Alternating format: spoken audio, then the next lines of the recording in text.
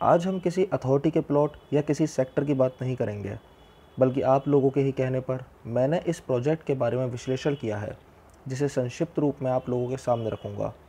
जी हाँ, मैं दिनेश शर्मा आप लोगों का हार्दिक स्वागत करता हूँ माय प्रॉपर्टी गुरु चैनल पर। माय प्रॉपर्टी गुरु चैनल में आज मैं बात करने वाला हूँ एक ऐसी लैंड की जो कि एक फ्री होल्ड लैंड है और जेवर एयरपोर्ट के पास काफ़ी मात्रा के लोगों द्वारा इसकी भारी डिमांड है। इस वीडियो के माध्यम से मैं सिर्फ इस प्रोजेक्ट के ही नहीं बल्कि एयरपोर्ट के पास हर फ्री होल्ड लैंड के बारे में आपको बताना चाहूँगा। तो चलिए बिना किसी देरी के शुरू करते हैं फ्री होल्ड लैंड की सच्चाई।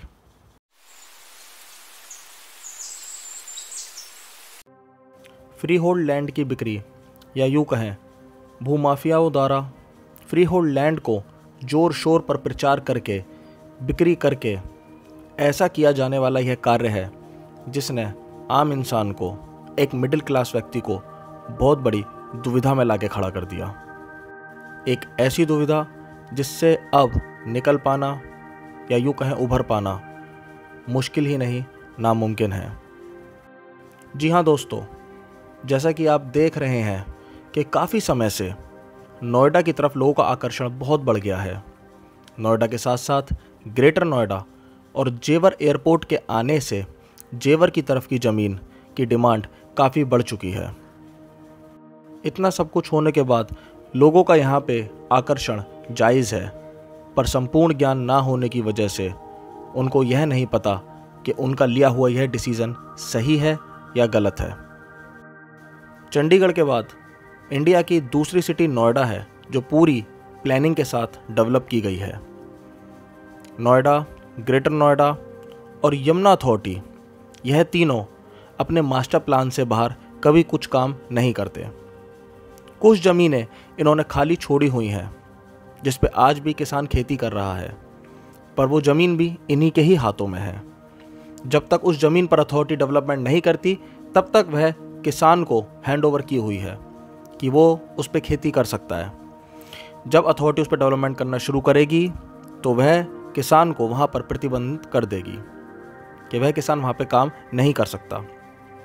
कुछ इसी तरीके से जेवर एयरपोर्ट के आसपास की सारी लैंड अथॉरिटी के पास है, क्योंकि अथॉरिटी ने उस पर डेवलपमेंट करने के लिए अपना पहले से ही प्लानिंग की हुई है। अब यहाँ की डेवलपमेंट का फ़ायदा उठाकर भूमाफियाओं ने ज़मीन को फ्री होल्ड नाम से प्लॉट काट कर लोगों को बेचना शुरू किया और उसका प्रचार इतनी ज़ोर शोर से किया कि लोगों को ऐसा लगा कि हमारा भी एक अपना प्लॉट एयरपोर्ट के पास होगा। इसी सोच के साथ लोगों ने वहाँ पर प्लॉट लेना शुरू किया।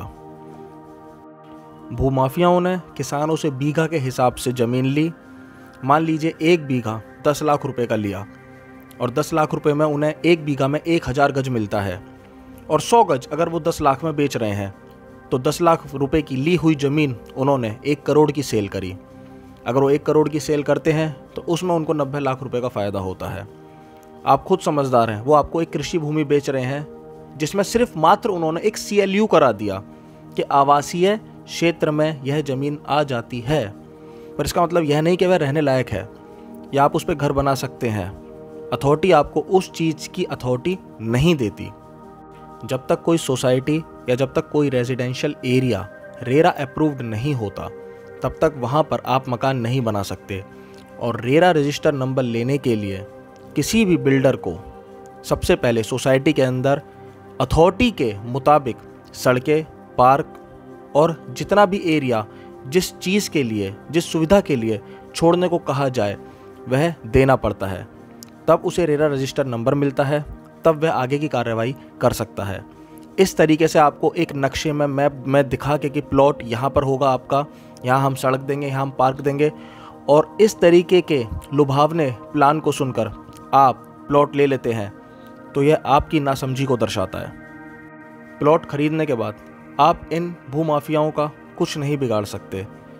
क्योंकि ये आपसे पैसे ले चुके हैं, ये आपको एक भूमि का टुकड़ा देने का वादा कर चुके हैं, मैप में दिखा चुके हैं, चाहे वहाँ पे इन्होंने मार्किंग की हो या ना की हो, लेकिन आपका पैसा जा चुका है। 10 लाख रुपए में ऐसी जगह प्लॉट लेने से कहीं ज़्यादा अच्छा था कि आप ग्रेटर नोएडा में 10 लाख रुपए में एक फ्लैट लेते। 10 लाख रुपए में आपको प्लॉट तो नहीं मिलता अथॉरिटी का, पर हाँ फ्लैट ज़रूर मिल जाता, जो एक सिक्योर्ड चीज़ होती और साथ के साथ आपके उज्जवल भविष्य का वादा भी करता। ऐसे एरिया में जब आप पहुंचते हैं फ्री होल्ड प्लॉट लेने के लिए, तो आधे से ज़्यादा आपको यहाँ ब्रोकर मिलते हैं, जिन लोगों की भीड़ इकट्ठी होती है, जो 50,000 रुपये पर प्लॉट पे कमीशन लेते हैं और जोरों शोरों से यहाँ ऐसा प्रचार करते हैं कि जैसे ये ज़मीन सारी ख़त्म हो जाएगी और दोबारा कभी मिलेगी ही नहीं। और आप लोग भी इन्फ्लुएंस होके यहाँ पे प्रॉपर्टी ख़रीदना शुरू कर देते हैं। आप अपने रिश्तेदार को बताते हैं, रिश्तेदार अपने रिश्तेदार को बताते हैं, और इसी तरीके से सारे प्लॉट सोल्ड आउट होते हैं और आपका पैसा बर्बाद ही होता है। काफ़ी सही वीडियो बनाने वाले यूट्यूबर्स ने आपको इससे पहले भी फ्री होल्ड प्लॉट लेने के लिए मना किया था, लेकिन आप लोग जहां सस्ता देखते हैं वहां भाग छूटते हैं। आप ये नहीं समझते कि कभी भी आपको ऐसी जगह जहां प्लानिंग के साथ डेवलपमेंट आई है, क्या वहां पे आपको भूखंड मिल सकता है?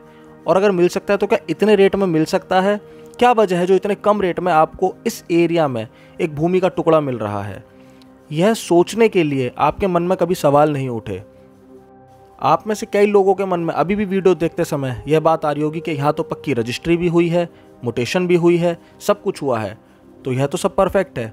जी हाँ, सब कुछ हुआ है, रजिस्ट्री, म्यूटेशन सब पक्की हुई है, लेकिन आप यहाँ घर नहीं बना सकते।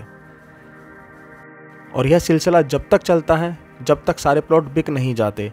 सारे प्लॉट जब बिक जाते हैं, जब आम जनता यहाँ पे अपना घर बनाने के लिए आती है, तब उन्हें पता चलता है वो किस धांधली में फंसे हैं। फिर उनकी सुनवाई कहीं नहीं होती, ना कोई सुन पाता और ना किसी पे कार्रवाई हो पाती। जिसमें पिसती है तो सिर्फ आम जनता। अगर आपके पास पैसा नहीं है, कम पैसा है, तो ऐसी जगह इन्वेस्ट मत करिए। आप अपने पास अपने बैंक अकाउंट में सेव रखिए। ऐसी जगह लेने का कोई फ़ायदा नहीं है। अथॉरिटी आपको मौका देगी, कम पैसों में भी ऐसी जगह फ्लैट निकलेंगे जो आपके बजट में आएंगे, वहाँ उस अपॉर्चुनिटी का फ़ायदा उठाइए। पर अभी फ़िलहाल के लिए अपनी समझदारी का परिचय दीजिए और आगे के लिए इससे सीख लीजिए, सबक लीजिए कि हमें कभी भी किसी फ्री होल्ड, खासकर ऐसी जगह जहाँ पर सब कुछ प्लानिंग के तहत चल रहा हो, नहीं कुछ लेना। अगली वीडियो में आपको और जानकारी के साथ मिलते हैं। नमस्कार।